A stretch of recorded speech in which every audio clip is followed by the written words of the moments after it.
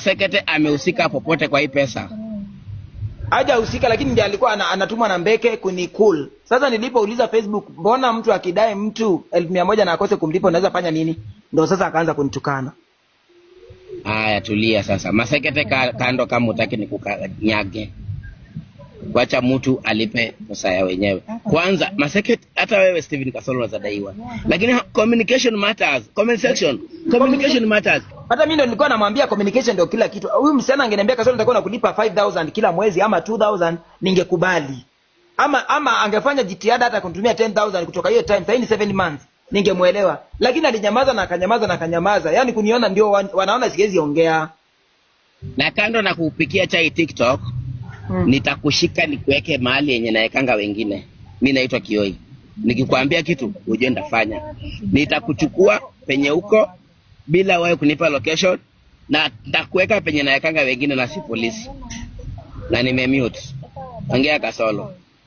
So mimi hiyo pesa imenipea stress sana na okay, mimi huyu msana hiyo pesa akilikopa alikuwa analia na walikuja na msanii mwingine mkubwa. Tulikuwa studio kwa FOG. Nikamwambia nimetoka jela jana na sina pesa. Sitafanya nini? Pesa yenyewe niko nayo ni ya chama na inaweza hitajika anytime. So wakaniambia tupatie tu pesa 3 days tutakurudishia.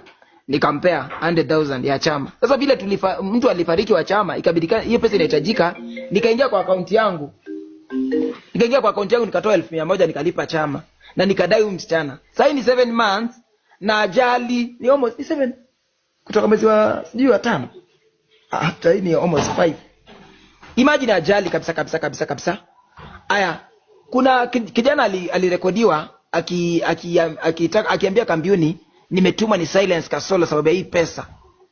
Imagine wanatuma mtu ani silence sababu ya pesa yangu nisiongee. 1,100 sio shilingi 2. Na kuna shida. Nimetoka jela. I'm in need of money. Narudia kuambia watu, ukidaiwa communication matters. Ukipigiwa simu chukua, ambia huyo mtu sina saa hii, kesho ama kesho kutwa nitakuwa na hii. Sasa wewe kama unatuma watu watukanane na ni uliomba, bas. Sasa mimi nadaiwanga na najua how to communicate. Naambianga mtu sina and one day I will pay and this is how I will pay. Sasa wewe